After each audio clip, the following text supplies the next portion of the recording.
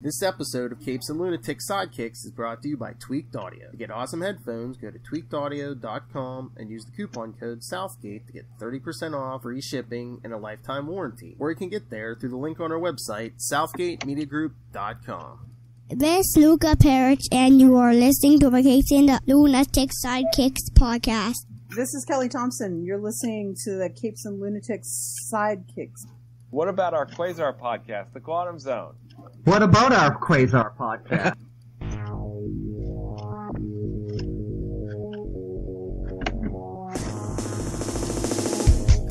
Wendell Vaughn, the first Earthman ever appointed Protector of the Universe. Bonded to the energy-transforming quantum bands that are both weapons and symbols of his station, he fights an ongoing battle to defend all life in the universe from cosmic evil as Quasar. Hello and welcome back to the Quantum Zone, episode 144, the finale of Starblast. Break out the champagne. I am Phil. Joining me as always, Master of the Quantum Zone and Mr. Well-Read, I think Ray called you. I'm Will. Hey, everyone. And Master of Sound, and no, it is not Claw. It is Matt Clippers Kona. Hey, everyone. Great to be here. Happy to talk about any issue that features a predominant Skeletron in the front of it. The love child of Skeletor and Megatron. He looks very stoic on this cover, but we'll get into it. The love child of Skeletron and Megatron and Skeletor. Man, that was a drunken night, wasn't it? Or maybe it wasn't. Oh! I don't know. I don't know how that would work, you know. They aren't even attempting to enter our orifices. Starblast, the gift that keeps on giving. Every day, it's like... Slow down, we need this for drops. Oh, did you guys hear the new drop yet? Hold on. It was just a really nice package.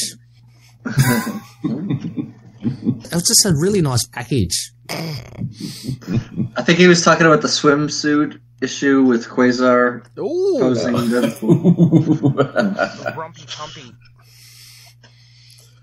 But yeah, he sent in his feedback in a timely fashion. And then not too long ago, he messaged me. He said, I don't know if he was on his lunch break or what, but he said he was going to play tennis. Oh. Quite Ray the fancy man. All right, so what's been up, boys? I read Hellboy and the BPRD, the Seven Wives Club, with written by Mike Mignola and art by Adam Hughes, which was beautiful, beautiful book. Pretty good. Awesome. You read anything good, Matt? Well, I've been reading some Kickstarter updates from an anticipated book coming out soon called Crossover Division, and I believe you can kickstart your own or your contribution to get the same updates to your email inbox. Well, thank you very much. You're absolutely right. I was going to say, and this will work into something else I saw just today. No, I'm getting no DC books this week because last week I went into the store. My guy was like, "Oh yeah, I got next week's DC books. You want your DC books?" I'm like, "Yeah, okay, sure." So I read Batman Catwoman last week, even though it didn't come out till today, officially. Nice. Yeah. Another Tom King, so you might like it, Will. I mean, you both might like it, but it's Tom King. But the other thing I don't like about it is it kind of like jumps around from like past, the present, the future. But it's like, you know, it's like be like a page or two, then it'll jump, a page or two, and it'll jump. So does Catwoman's outfit differ in the time jumps? Is it like eras? Really, they only show one outfit, and it's like a newer one. I don't even know. I'm trying to remember if they said it was the one from the future state. It's weird because I don't even know if it's in continuity or not. Yeah. Well, is this a Black Label book? Yes, it's Black Label. Yeah. Okay. But no, Will, no Batman Dong yet. Okay. Wow. But no, I saw this on. Fast. But yeah, it's Tom King and the art's by Clay Mann. But I guess on Twitter today. Well, they had this up on Twitter. I guess Midtown Comics, instead of Tom King, they had credited Tom Taylor. Because Tom Taylor even like mentioned it on Twitter. He's like, "Hey, hope everyone's enjoying Batman Catwoman #1." He's like, "Clayman and I put a lot of work into this one." Apparently. That's what I call tomfoolery. Suck it up. Nice. Listen to him casually, just have easily thrown off that suck it love. Suck it, Miller. So I texted him, I tweeted him back. I'm like, "You deserve all the praise and glory, King."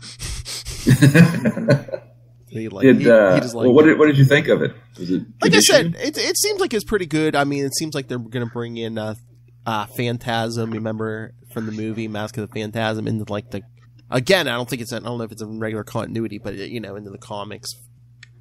Almost. I've decided to. I think I've pre-ordered 2 and 3. I missed out on #1. I'll have to pick it up somewhere. But what? The boys and I both love Mask of the Phantasm. So getting because Phantasm's on I think the preview cover. You see Phantasm on the cover of #3. I was like, oh hey, I better get that. So now I got to find #1.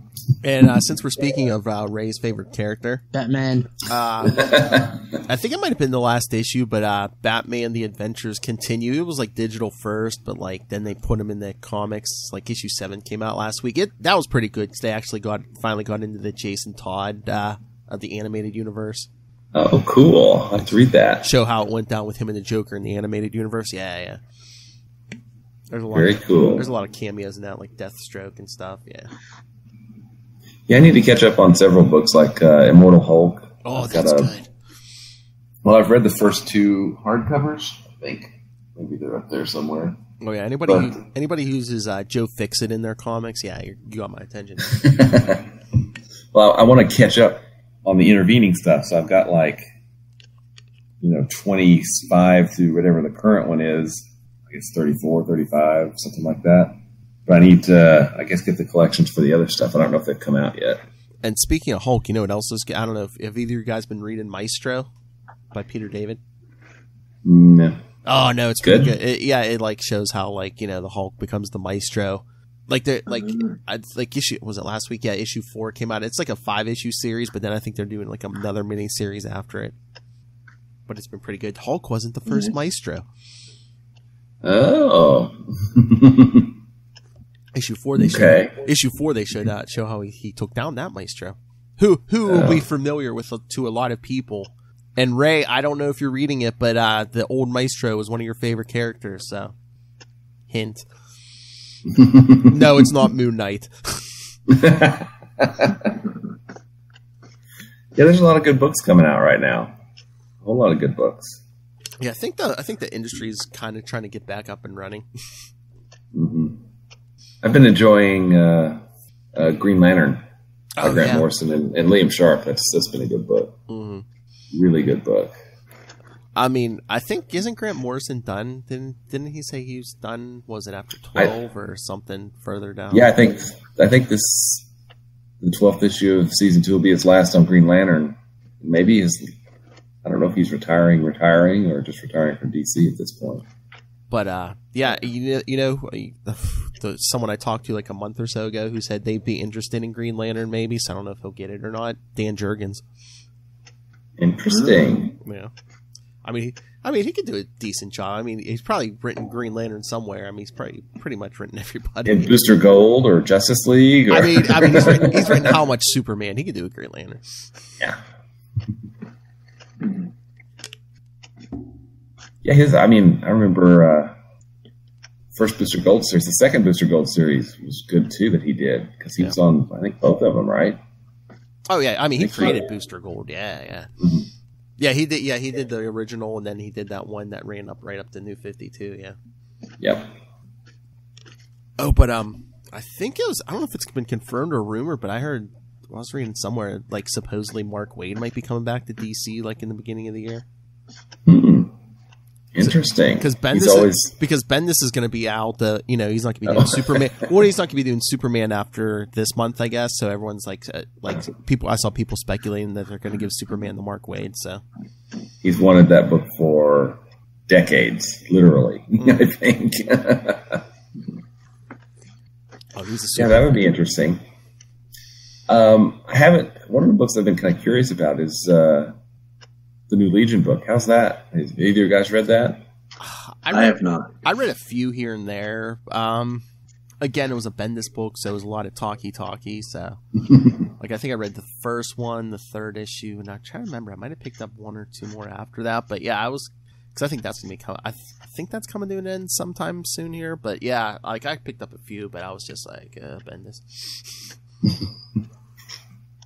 Again, I mean, not that. I mean, no, most of the time there's not. I mean, technically he's a good writer, but there's just too much talk. Just the same panel, the same two heads saying, wait, what did you say? What? Yeah, you heard me. Say it again. What? What did you say? Well, he is a good writer, and he's very successful, and sometimes I like what he's doing, other times what he's doing is not for me, so there you go, right? Yeah, like we were said before, I think it's like, one, I don't think when the power set gets too high, I don't think, his writing starts to get a little and I think he works better when he's not on like a big high, he's not on one of the class, like a Superman or something. He's better with like Jessica Jones and, I mean, more street level. Oh yeah, Daredevil was good, yeah. Oh yeah, Daredevil's going back to prison, supposedly. Is that a spoiler? Oops. Oh no, he was in court last issue. Oh, yeah, okay. No. Oh no, I saw a spoiler for, I think it's so weird. The scheduling must have got messed up because I think 24 came out last week and then 25's coming out tomorrow. Oh, okay. I saw a big spoiler for that. I won't spoil that, but okay, something's going down.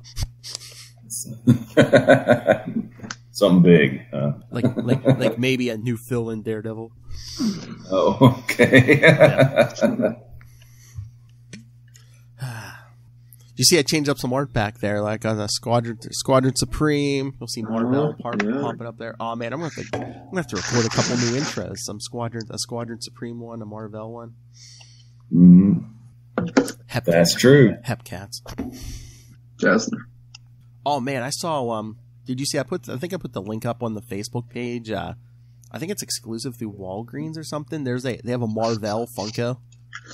Really? Oh, cool. Yeah, like classic in the red and blue suit with the the Nega bands. Yeah. Do we have a Quasar Funko yet? I don't believe so. I've searched high and low for one. No. I know the guy's been dead for how many decades now, and yeah, he gets a Funko before Quasar. It's a strange pairing. Like Walgreens is like, yo, we need the exclusivity. This is Marvel we're talking here. Well, they must do something. CEO of Walgreens is a big fan. Well, that's weird. They must have a bunch of exclusives because it wasn't a Funko; it was like a regular figure. I don't know sizes and stuff, but they were. I know Ray and his fan base were hunting down a Moon Knight figure. I guess Walgreens was putting out. Yeah. Oh, cool. Because Ray had to work some magic because I guess they don't have them down there, so he had to have somebody up here buy him one and ship it. Ship it to him. Yeah. There's a Walgreens by my house. I'll go. Well, I think he got it now because I was about I was about to offer too because there's one like 5-10 minutes down the road. I was going to be like, if I can find it, I'll ship it. But yeah, there's probably like 3 within 10 minutes drive of where I am right now. Well, remember he's on the other side of the planet in the negative. Yeah. Zone. You know what we should do since we're all so close to Walgreens? Just go to one within the next week before the next show. Take some video and we'll play the clips. Promo. Hey everyone here I'm at Walgreens. Send Ray feedback. Be like, hey Ray, this is Phil Matt or Will from the Quantum Zone. Look, I'm in a Walgreens. I can touch Moon Knight right now. Oh. Moon Knight as far as the eye can see. You might have drop bears, but we have Moon Knights. Oh, yeah. All right, so should we get to this? I mean, once more, unto the breach. And the National Menace, yes. This is the long-awaited conclusion to the biggest cosmic free-for-all of the year, after all. That's right. After all. And we're going to feel the fury of the villainous Skeletron. Hey, Yeah. kids, this is your early Christmas present. We're recording this December 1st. I think this is going to go up the Friday before Christmas. So Hey, Merry you're welcome. Christmas. You're welcome. You're welcome, kids. Because I think the next episode will go up on Christmas. So what is that? Quasar 57. So yeah, remind me next week. Maybe we'll mention Christmas. All right. So yeah, a lot of words on this Starblast 4. Ooh, a whole $1.75. I'm sure it's worth it. Does that mean it's long? No. See, like I said, it feels like it's a regular size issue to me. Yeah. They're probably like, here, you're gonna pay a little extra to put you out of your misery. But yeah, in the right corner, it says the long-awaited conclusion to the biggest cosmic free-for-all of the year. It just battered. I think it might have an extra page. I think it might be 23 pages. Oh. So what were books at this point? 125 or 150? Yeah. So man, they charge you an extra quarter for that page, man. That's right. But yes, feel the fury of the villainous Skeletron, it says. It's a very Hardy Boys looking type of cover, you know. Oh yeah. Where you're kind of with the protagonists and see all this stuff going on. And like the strangers meditating back here. Yeah, that's the weird part. Namaste. But I was gonna say Hardy Boys. Why? Because Quasar's haircut. Yeah. Yeah. All right. So, yes, the end of the world as we know it. And when we're done with this, we will feel fine. Yeah, that song had been out probably by then. Yeah, it was late 80s, wasn't it? Oh, yeah. I think so. Yeah, 1994. I'm pretty sure it was out by then. Oh yeah. But yeah, like we were talking before you jumped on, Matt. This one has 2 pencilers. Oh wait, no, 3 pencilers, 2 inkers. And it looks like, according to comics.org, Grand Comics Database, Brian Kong did pages 1 through 8. Rich Buckler Jr. did pages 9 through 15. And Nathaniel Pallant did pages 16 through 23. Well, at least they did like concurrent pages. You know, it wasn't one of those ones where like every other page it like jumps artists. Yeah. Okay, that's true. No one artist can make it through the whole issue. They're like, I'm out. Because as Mark Grunwald writer, Kong, Pallant, Buckler Jr., like you said, pencilers, Don Hudson and Ernie Chan inkers, Michael Higgins, it says NU editor, New Universe? I guess. Is that an attempt at a joke? Okay. Paul Beckton, colorist, Mike Rockwitz, editor, Ralph Macchio, group editor, Tom DeFalco, chief. Chief. Yeah, he was done. He's like, yeah, no jokes. I'm out. All right, so there is space beyond the boundaries of our universe. Earth's beyond our Earth. In a universe so distant from the one we know that no watcher has ever observed it, the infrastructure of the very cosmos is different. In space, you can hear people text. What is this universe? What this universe has is the Star Brand and all paranormal powers on Earth derive. Is that something new? That all paranormal powers on the new universe Earth come from the Star Brand? Maybe, but maybe that's the only paranormal power because it just appeared here, right? Yeah, I mean, I don't know. I mean, the White event was caused by it, and that caused paranormals, I guess. Except it doesn't really explain Justice, because I never really understood how that ended up. But you know, yeah. Now, powerful aliens from another universe have learned of the Star Brand and have traveled to the world they believe to be its source. Today, reality will be rocked. What is this? He's like, yeah, baby, I'm going to rock your whole universe.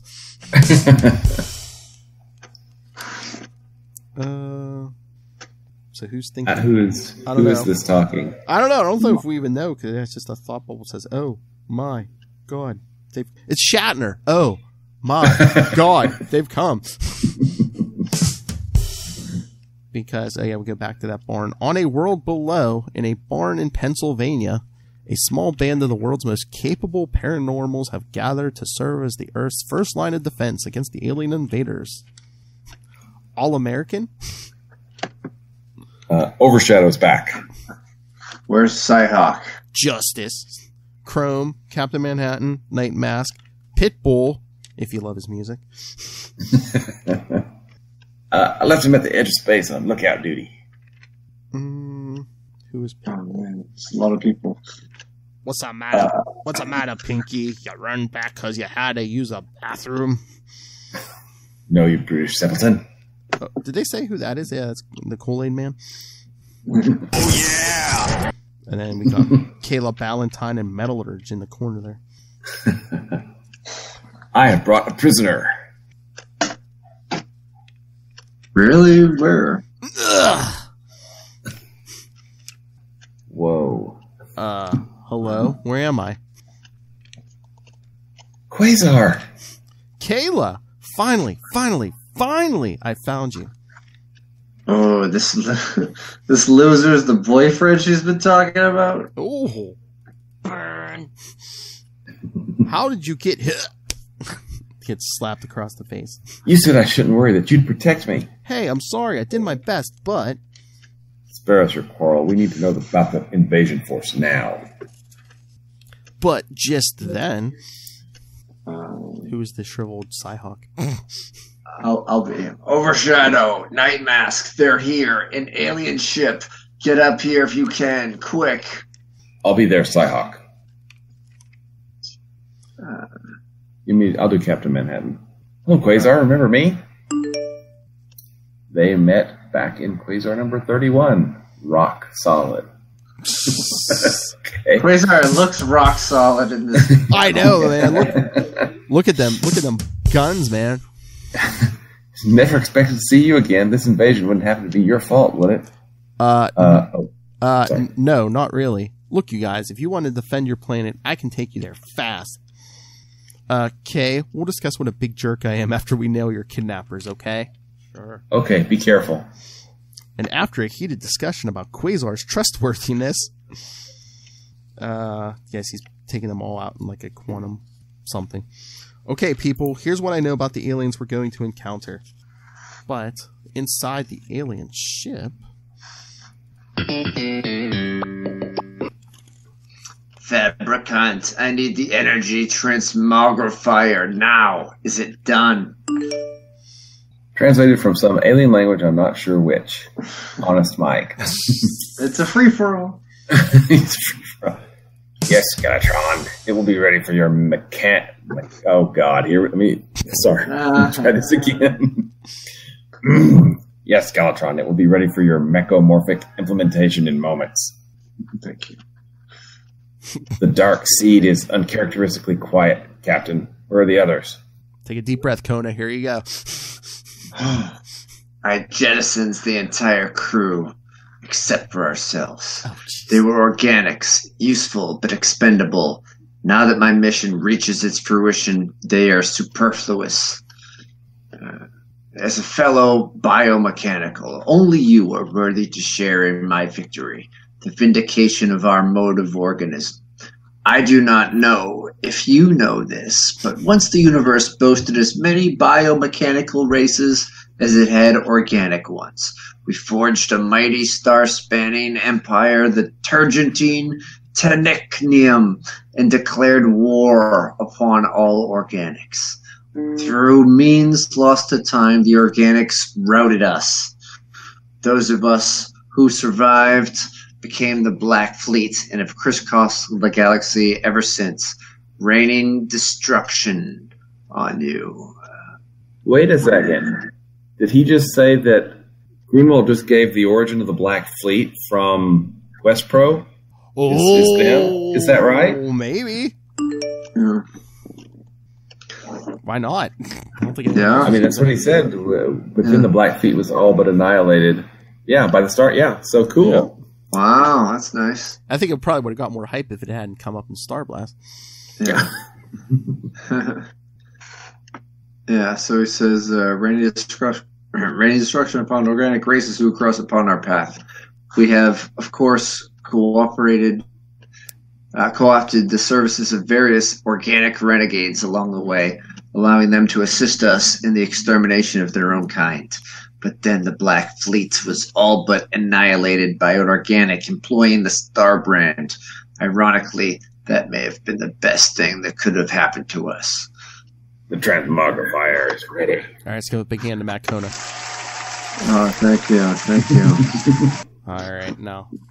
Take a breath, Phil. Yes, my turn. Meanwhile, on the other side of the galaxy, a world from another universe has partially thrust itself into the universe of the Starbrand. The world is the laboratory planet which for millennia now has served as home base for the enigmatic experimenter known only as the Stranger. When the Stranger removed the Starbrand from the Earthwoman Kayla Ballantyne and transferred it to himself, the alien power violently reacted to his own considerable personal energies and caused the interdimensional planetary intrusion. Approximately half of the Stranger's world is now in the new universe, but more of it is slipping in by the minute.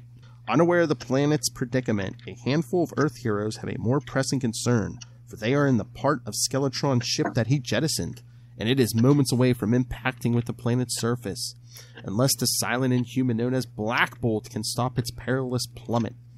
The antenna on his brow erupts, and he weaves a net of highly energized electrons, which manages to slow the falling craft only slightly. To his astonishment, despite his failure, the craft suddenly decelerates and alights gently. Way to go, Black Bolt. The mutant human gestures, trying to deny credit, but Binary, Captain Marvel, and Perun do not know him well enough to understand him. And while the Earth heroes determine their next move, 3 Shi'ar heroes have already determined theirs. There he is. His back's to us. We may be able to strike before he can bring his powers to bear. Was I the Stranger? Yeah. Yes, you're Okay. Stranger. I'm strange, I know. Solar Wind, Voyager, Moondancer, late of the Imperial Guard, what brings you to the sanctum of the Stranger? Vengeance for treating us like laboratory specimens when you imprisoned us 5 revolutions ago. Feel our wrath, fiend. I think not. I would rather you worship me for what I did. All right, see if we can all sync this up. Ready? 1, 2, 2, 3. 3. All praises praises to mighty mighty Stranger. Strange. That is better. Now come with me. And an instant later, Earth beings, I am the Stranger, in possession of the Starbrand. I am stronger than ever. I go to engage Skeletron. You will accompany me. There may be conflict. I want all of you at the peak of your abilities. I think Icarus, the Eternal, I mend your cleft form. Black Bolt, I grant you temporary control over your voice. Whoa. Binary, I restore your fragmented psyche. Captain Marvel, I return to you your transformative powers. Perun, your enchanted mallet is yours once more. Lots of monologuing in this issue. Lots of flipping. I mean, he's undoing a lot of stuff to characters, you know. I'm trying to remember. I don't know if all those changes stick because I don't think Black Bolt still has control of his voice. No, and I think it's just for this one conflict, maybe. Yeah, and you know the Carol Danvers and her psyche. I don't know that that's really. I think she kind of lost. Maybe. I don't know. I don't remember. Yeah, I'm trying to remember at this point. Yeah, I don't know. All right, so the edge of Earth's atmosphere, where Skeletron's ship orbits. I'll be him. I do not like the look of those pods that have extended from that ship. They're crackling with energy, some sort of death ray. Should I attempt to do something on my own? Or would I just succeed in getting my ectoplasmic body obliterated? Where in the name of the White Event are my fellow paranormals? As if in answer, Great Spirit. You must be Psyhawk. I'm Quasar from another Earth, and I'm here to help you guys repulse these aliens. He's telling it straight, Psy Guy. Let me drill us an entrance into the ship, and then...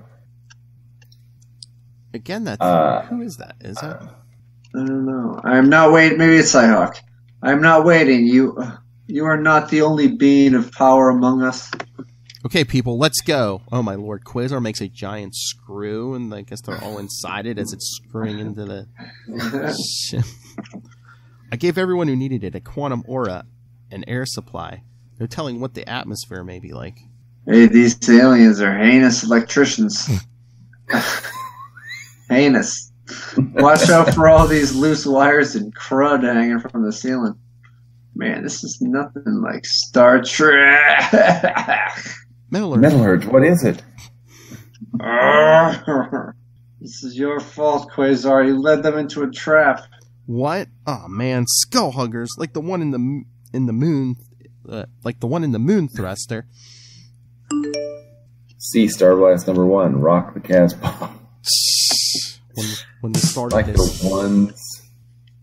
That's a grammatical error right there. Yeah, so because it's apostrophe s because it says like the one is in the moon thruster. Yeah. Okay. Okay. And hey, another classic Starblast grammatical error. Yep. Can't conclude the story without it. You know? Hey kids, collect them all. No, I didn't. Come on, we can get them free. And he starts trying to, I guess, blast them free. Hang on, people. I'll expand the protective auras I have around you and pop those suckers off you. Attach it to my helmet.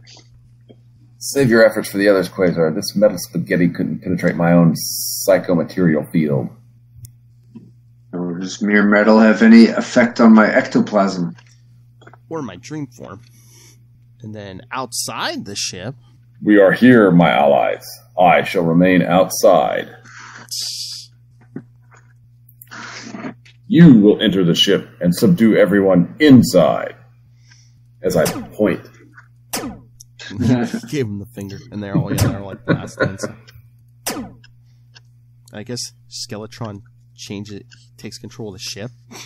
His face becomes the outside of it in a very scary Terminator spidery looking thing. I hope you do not seek to defy me, stranger. We had an agreement, did we not? And inside the ship, binary, great, reinforcements. But, because they start attacking Quasar. What? Solar wind? Oh, yeah. These are the aliens? They look like... I don't know what this fellow's doing, but I pray my force field is strong enough to withstand it. Oh, he's taking a shot from Black Bolt. Mm. And then oh, get it. Lockjaw goes against Pitbull. That's typecasting, isn't it? Exactly. Yeah, they're just like pummeling each other, biting each other. Reminds me, a woman. Her thoughts indicate she's human. Why does she attack? Because humans never attack other humans. She shot beams of great force, which would have devastating effect were I a material being. We shall see how she withstands a psionic counterattack. Keep bombarding me, girl. The more energy I absorb, the more powerful I get. Those binaries blasting now. Kool-Aid Man. Oh! Now you shall see why I overshadow all other paranormals. Is that why he calls himself Is his name Overshadow? Over something. Don't remember. Overconfident. That's why they call me Overconfident Douche. Over it. This flying man issues energy blasts from a force I've never before encountered. My force shield is crumbling. Oh yes, this guy's a big bag of wind. Can't get near him. But maybe I can send my flying saucer around and conquer from mine. This fella's staff has created some sort of vortex. I feel it even wrenching up my dream form. I can't move. But I won't have to move to pluck an image out of his unconscious and prey upon him as his worst nightmare. Batman? Ooh! Oh! Sorry, Ray. I know that's your favorite. Batman. No. And speaking of typecasting, the ladies are going at it. But outside the starship... You have no idea how disappointed I am in you, stranger. Despite our agreements, you proceed to oppress me, and here I deemed you a being of honor. Your value judgments are of less interest to me than you could imagine, machine. You say the word machine as if it were something inferior, but in point of fact, we are far superior to you pitiful organics. You think you can destroy my energy siphons? You are in error. We technikites are compromised of self-replicating adaptive microcircuitry, capable of instantaneous transmutation and reconfiguration. And now I have attuned myself to Starbrand energy. Wait a second. Transmutation and reconfiguration so he can transform himself? Did he get... are those self-sealing stem bolts? We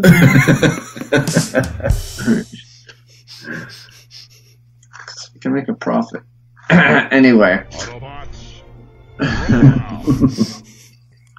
Blast me all you wish. It will only charge my power cells faster and make me all the stronger. Have you not guessed? This entire ship is my true body. Humanoid figure you thought me to be is merely an appendage. Watch me now, organic.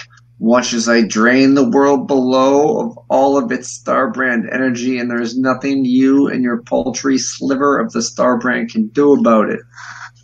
What happens then, machine, if the source of your newfound power were to suddenly disappear? Oh, look at him going all David Blaine. Come on. What did you do? I transported the planet somewhere far from here. It is now safe from your depredations. Is that so? Your absorption of Starbrand energy is over. Hardly, not when I can drain you as easily as I can a planet. Ugh. Surprised by the intensity of my grip, I have become your superior, stranger. There are limits to even the stranger's power, and the effort of pushing a planet into another universe completely exhausts him, turning him into easy prey. For what seems like an eternity, the stranger writhes in Skeletron's clutches. Then, gathering what's left of his rapidly dwindling energies, he teleports away. Where? He runs from me. But I can follow his energy trail. Inside, the struggle between the stranger's disciples and the heroes of the new universe is suddenly disrupted.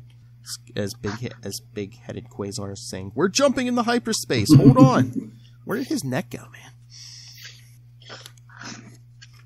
The stranger materializes on the world he calls home. He takes but a moment to catch his breath before staggering toward his citadel. What he hopes to do here, like nearly everything else about the cosmic scientist, remains a mystery. From out of hyperspace, Skeletron bursts and recklessly penetrates the planet's atmosphere at a speed that would have incinerated any other object of its mass not protected by the Starbrand.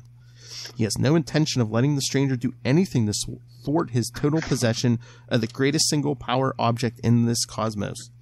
Skeletron resumes the energy siphoning process, and the stranger, rather than resisting, relaxes his grip on the alien power conferred by the extra-dimensional tattoo. Get out of me, you insignificant organic flotsam. Wait, we need to, are you ready for the drop? Oh, yeah. Okay, one more time, Matt. Get out of me, you insignificant organic flotsam. Slow down, we need this for drops. That's Quasar, I guess? I think it all we see is a shape of someone that looks like they have a cape on. We're being jettisoned. The ship is convulsing like it's changing shape. The metal of the starship bulges, buckles, bends, and extends, slowly metamorphosing into a 2,000-foot humanoid bearing the image of Skeletron. He's real big now. There's a drop. Stranger, your end is at hand. I am instants away from wresting the final sliver of the Starbrand energy from your frail form, stranger. Do not feel too badly for yourself, however. Wait. And when I do, you shall pay for your duplicity with your life. But do not feel badly. The rest of your organic ilk shall soon. What is this? What happened to the planet I was standing on? Stranger! Stranger! Stranger, where are you? What have you done? On the stranger's world, all is calm. So, what happened to Skeletron? Why did he blink out of the sky? Wait here, I'll go ask the stranger, because Quasar's glowing weirdly for some reason. Hey, what happened? How did you get rid of Skeletron? Seeing the being Skeletron, do we need to do that now, or...? I don't know. Seeing that the being Skeletron disgorged were not his Starblasters, the stranger releases his allies from their command to combat them. Alright, Will, take it and bring it home. Okay, here we go. Oh no, I have one line. Okay. Are you ready for this? This is drop worthy. He did it to himself. Sorry. What am I, 12? All right. He did it to himself. My world's slide into the universe of the Starbrand was precipitated by the anomaly of trying to contain two great stores of energy from two incompatible universes in one body. As Skeletron drained me of the Starbrand energy, I became less and less of an anomaly, and my planet began retracting back into its rightful universe. So when I surrendered the last iota of Starbrand energy to him, the aperture between dimensions closed with him on one side, me on the other. The universe is rid of Skeletron. What about the planet the Starbrand came from? My girlfriend's still on it. I have brought it to this cosmos and placed it in orbit around my world. Skeletron and I have traded prizes. He has the greatest power in a universe devoid of all life save himself, while I have a world teeming with paranormal beings. Who would you say got the better bargain? The end? Wow. What a way to wrap it up. It's like the thing. It's not wrapped up because they have to. He has to use like the next two issues of Quasar to like tie up, at least one loose end. Well, two, the planet and Kayla. It's like the pacing on that's all goofy. There's just, hey, we're running out of pages. He's winning. Nope, he's gone. It's over. Bye. Well, it's kind of like he's winning. Okay, yeah, let's let him win. Let's lock him in because in the new universe, I guess Earth was the only planet with life on it. I guess. I don't know. That's what they just said. So Skeletron's in there alone. So because I don't think we ever went back to that version of the new universe. So.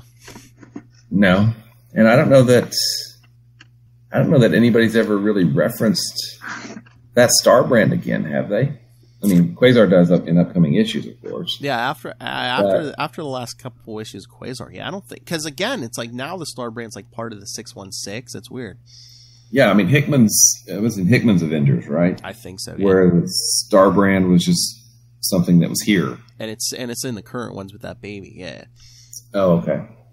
But yeah, I mean, it's like does that universe still exist? I mean, we'll get into this more next week or two, but it's like, does that universe still exist? Does that new version of the universe planet still exist, even though we know where it ends up? This was just such an abrupt ending. I mean, yeah.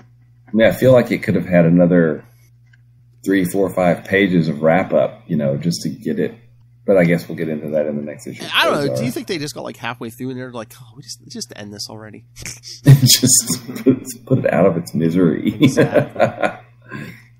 Yeah, the pacing did seem way off, and again, I mean, the art did jump around, but we did have 3 pencilers, 2 inkers, and 2 separate inkers. So that means either one inker took care of 2 pencilers, or they switched it up and both inkers took care of all pencilers. Who knows at this point. And do you think they were trying to squeeze a lot into this issue? Because again, I mean, there was a lot of dialoguing, especially by Skeletron and the Stranger.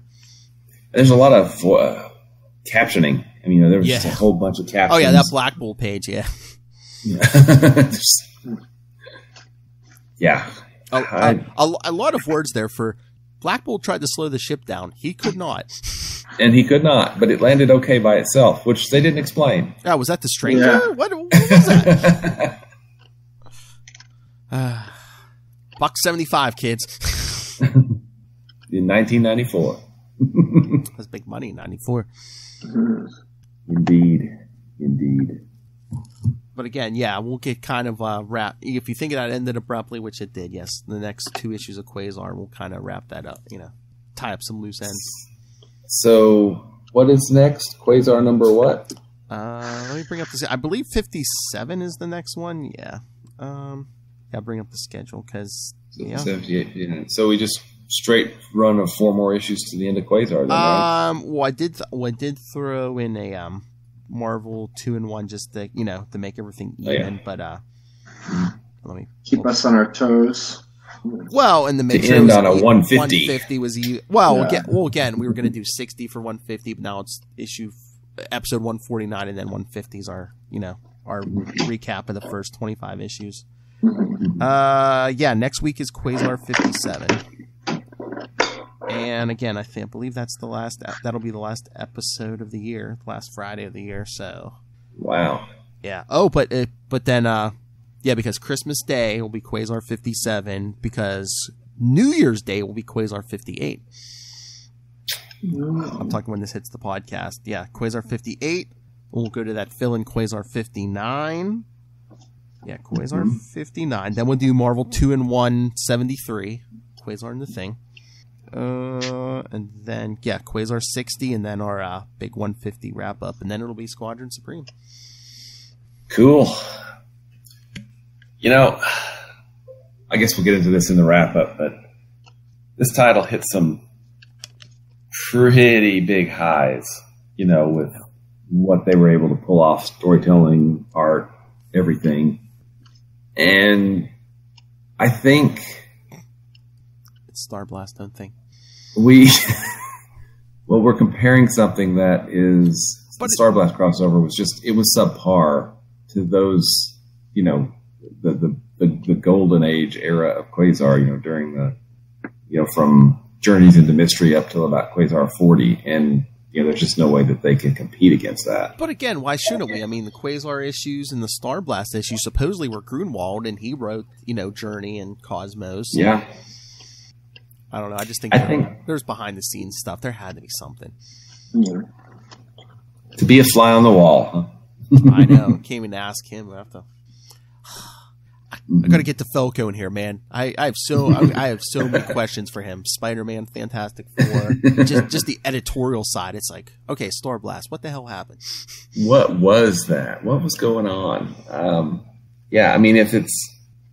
You look at the push that, say, something like Infinity Gauntlet or Infinity War got. They had A-list creators on the main book, and they had A-list creators on their own books, So you had, on all the crossovers, you had the regular teams, which, and granted, we had DeFalco and Ryan on Fantastic Four issues, which, those were good. Those were good, solid issues. But if this was supposed to, I don't know what they thought this was supposed to do. But whatever it was, I don't think it did it.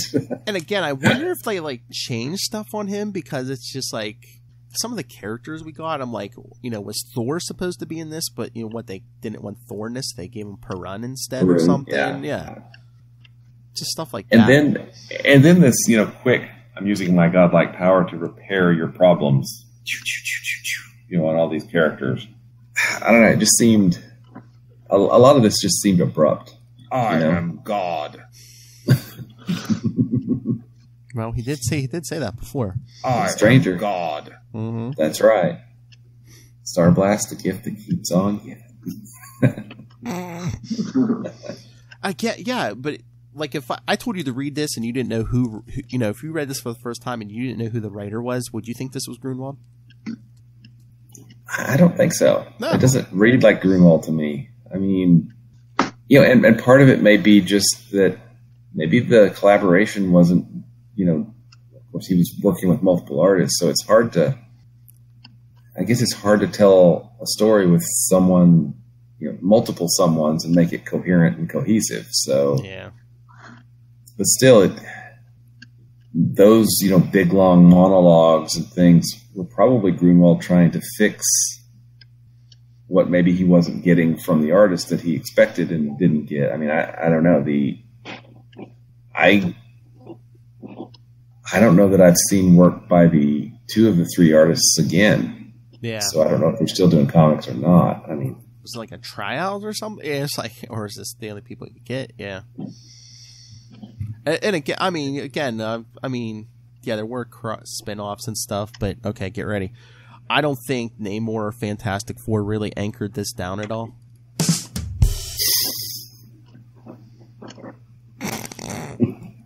No, seriously, except for like a line or two. I mean, that Namor and Fantastic Four stuff really had nothing to do with this. I think you're fishing, man. Oh. All right, I'll throw it back. Scale back the puns. We're winding down. Oh, that deserves a big. Miller.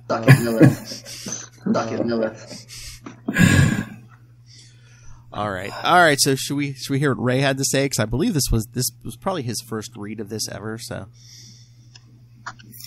and again, if Ray can't defend it, all right, everyone. So, for those of you who may not know, which I don't know who that is at this point, our Australian friend Ray, who does many podcasts of his own, including Last Sons of Krypton, a Superman podcast, To Know Her Is to Fear Her, a Spider-Woman podcast.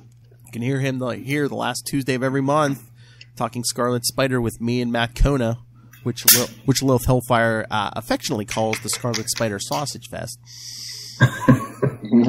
And, of course, you can always hear him every week. As we said, his favorite Moon Knight. So he hosts Into the Night, the Moon Knight podcast. So, what did he think? Probably his first read ever of Starblast 4? Well, let's ask him. All right, Ray, take it away. Hello, Quantum Zoners. This is Ray. I've forgotten to drop my thoughts in the car just as I popped out to work. So, again, I'm wandering fine nature. Apologies if you can hear any wind. It is a little blowy here. Just moving to a bit more of a secluded area. Anyway, dropping in some thoughts for the final long-awaited conclusion, and I guess I want to emphasize a long-awaited conclusion to Starblast, that epic saga, capped off by Mark Grunwald, issue 4. So just some quick thoughts. I didn't mind this issue in the fact that I guess it was fun. There was some action there. The art was a little different. Quasar looked a bit odd in some panels. I'm sure you guys will probably point out that one particular panel. I think it's early on. He looks really juiced up. But veiny.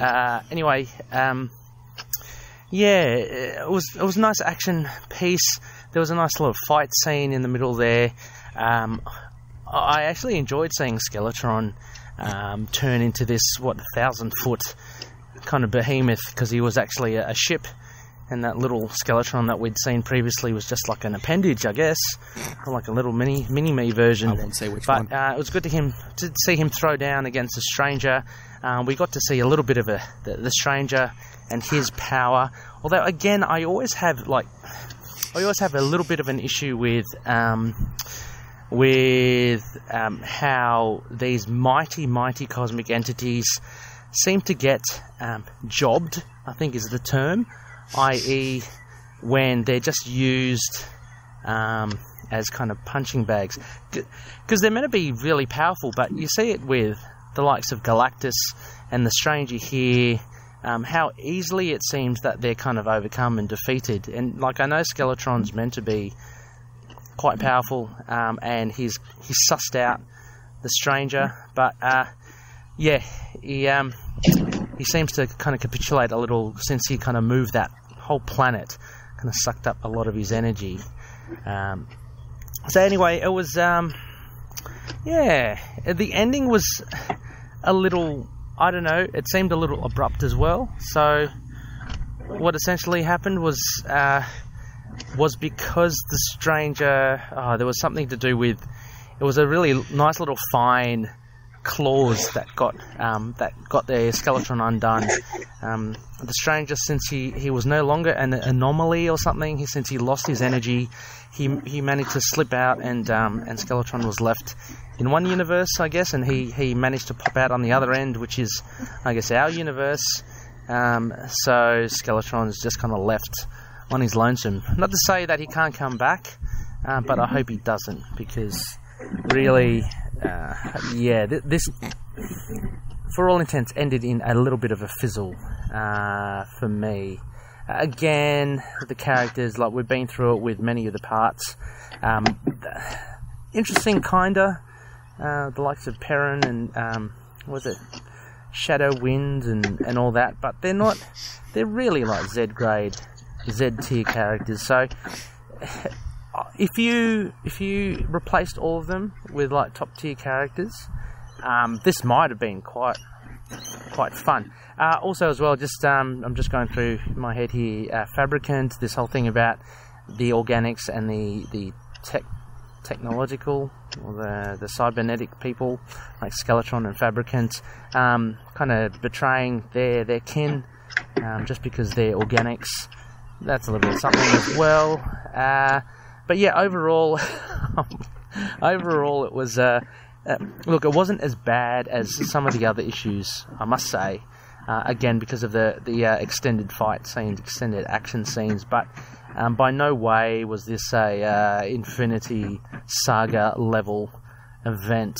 But yeah, so be keen to hear this one. I'm just trying to think of what else happened. So what happened to those like Night Mask and stuff? They were. You'll find out. So does that mean that they're part of our universe now? Do they got like kind of quantumed over to our universe? Next 2 weeks, right? So I don't know, a few holes there. Maybe you guys can clarify for me, and maybe better explain that last bit where Stranger. I kind of get it, where he kind of you needed two anomalies or something to do something, but since he lost his power of anomaly, that was the way to beat Skeletron. If you can maybe elaborate on that, because I was a little confused by that, and I found it maybe a little convoluted to be the finale, and it to be the the third act, the final defeat of the foe. Anyway, get out of there! Plane's coming down. Flies overhead. I shall leave you to it. Yeah, as always, keep it quantum, and rest in peace.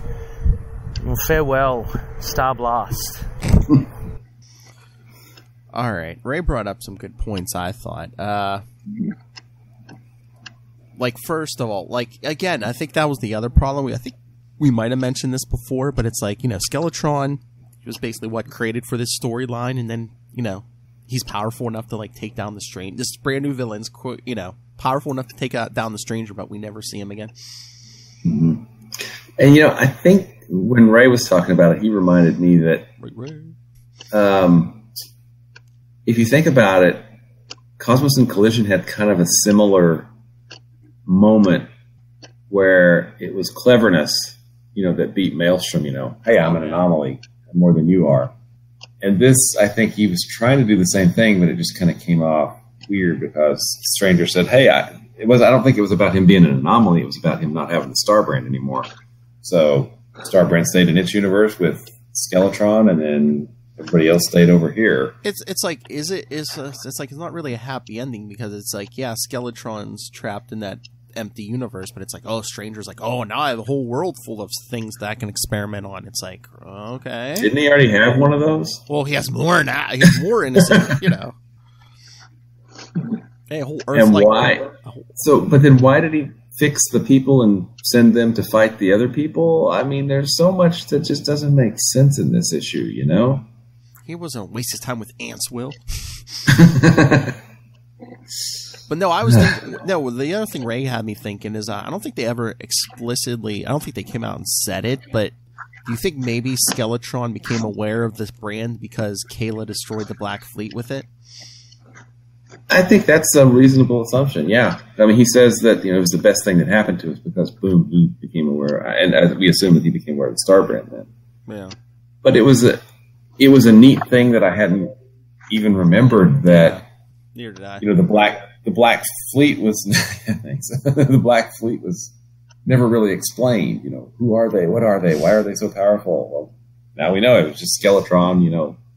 Hating on organics. But yeah, Ray, all your questions about the new most of your questions about the new universe and all those characters will be answered in the next 2 weeks, including the fate of Caleb Ballantyne. You may think you know where it's going, Ray, but you don't know where it's going. That's right. Teasing. So what do you think, Matt? Yeah, Matt Icona. Yeah, Oh, he's deep in thought. Matt. I think he froze on us. He did freeze.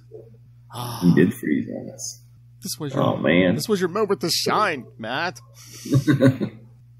All right, so I was going to say, maybe I'll start doing plugs, see if we can get him back.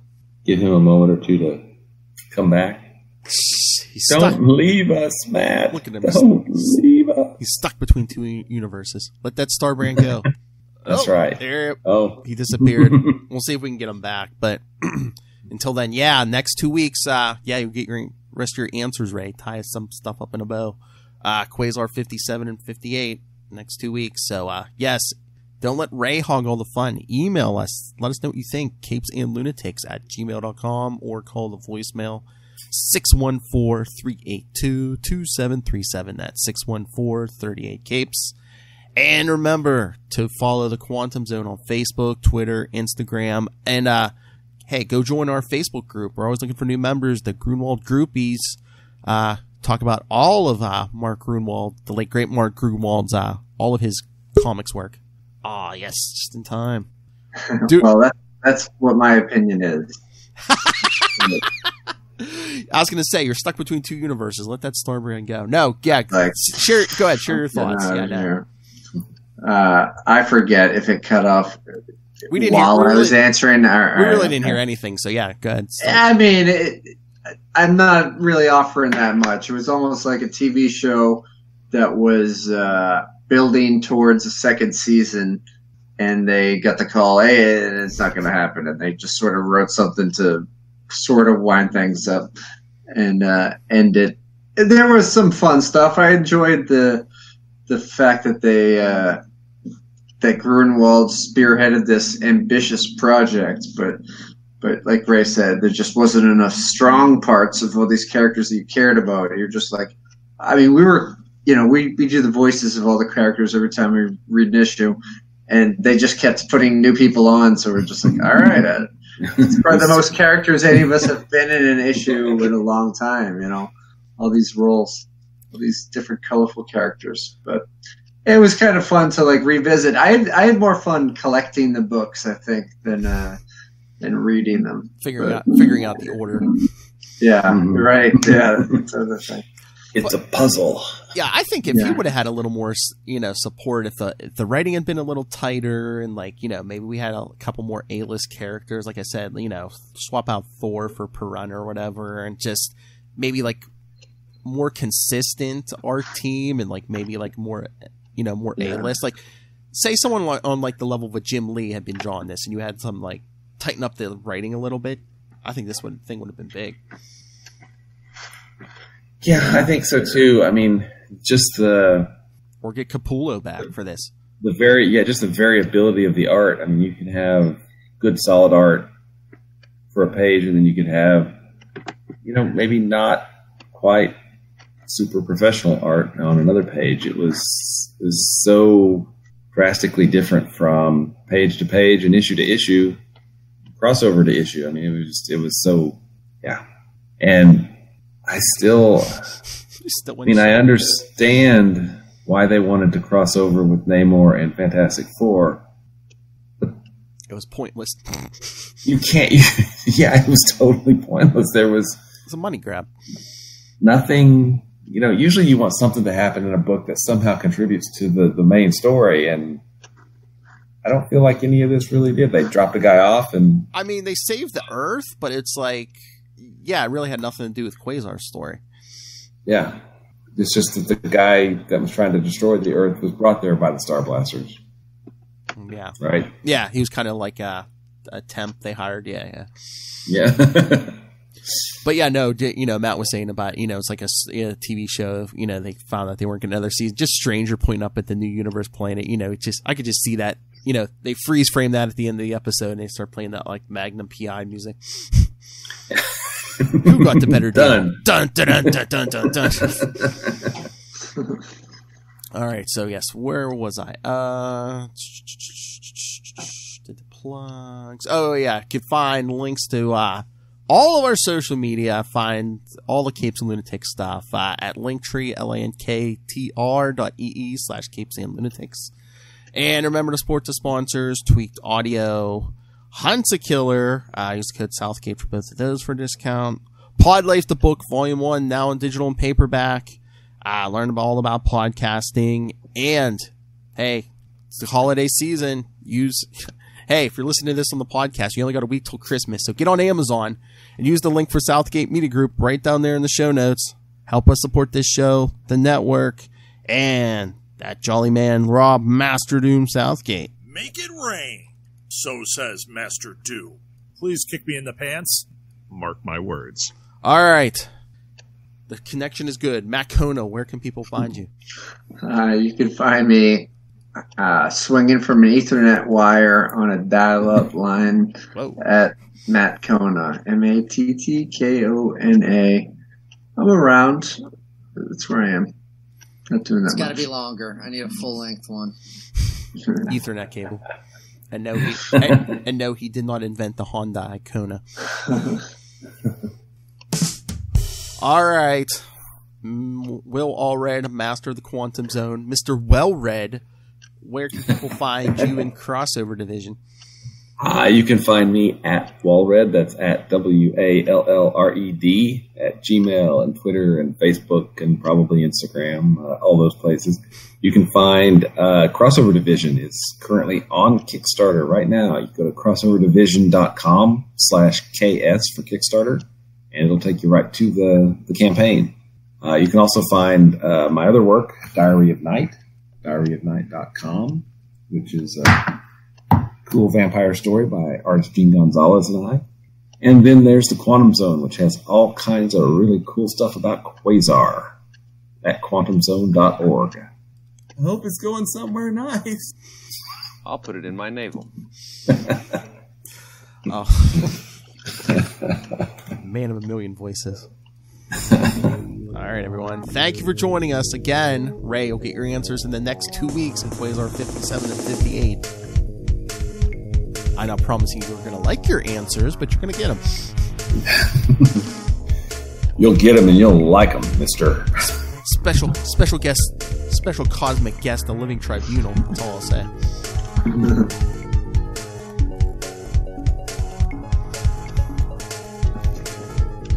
You think you know Sophie's Choice? No, you do not. And again, I think we get Kismet next issue, and then see our buddy Makar. Oh, in 2 weeks, Kona, get your Makari. It's been a while. Wow, I'm happy he's back. Worked that Makari muscle. One last time. Yeah. All right, everyone. That's right. Do your homework. Starblast is over. Quasar 57 and 58. But until next time, Quantum Zoners. Just put it to bed already.